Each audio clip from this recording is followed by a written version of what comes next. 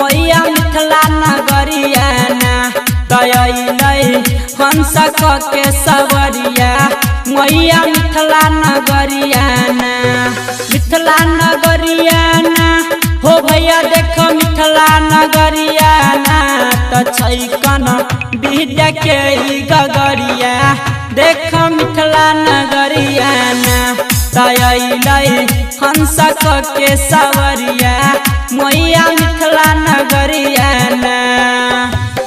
DJ Sumit Satish प्रेम से बोलिए सरस्वती मैया की।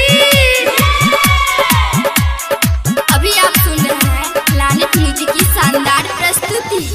चम चम चमकई पंडाल बज डीजे खूब धमाल हो भैया बज डीजे धमाल चम चम चमकई पंडाल बज डीजे खूब धमाल हो भैया बज डीजे धमाल तयलै हमारा ई दुआरिया देख मिथिला नगरिया ना तयलै हंस के सवरिया मैया मिथिला नगरिया ना।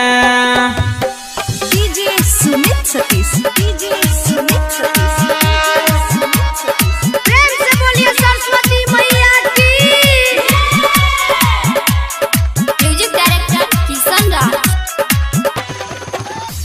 तब बसंत पंचमी के दिन आवे मैया के रूप बड़ मन भावे हो भैया बड़ मन भावे तब बसंत पंचमी के दिन आवे मैया के रूप बड़ मन भावे हो भैया बड़ मन भावे त पूजे चहल बन के पुजरिया देखो मिथिला नगरिया ना तयलै हंस के सवरिया मैया मिथिला नगरिया ना।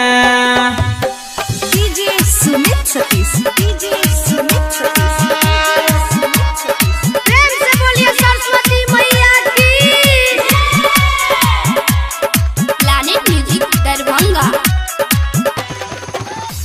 तक है राइटर सोना कुमारी मैया लागई बड़ दुलारी हो भैया लागई बड़ दुलारी तक है चंदू किशन बिहारी मैया लागई बड़ दुलारी हो भैया कहे सुमन बिहारी रमन जी कह फेरत नजरिया देख मिथिला नगरिया ना तयलै हंस के सवरिया मैया मिथिला नगरिया ना।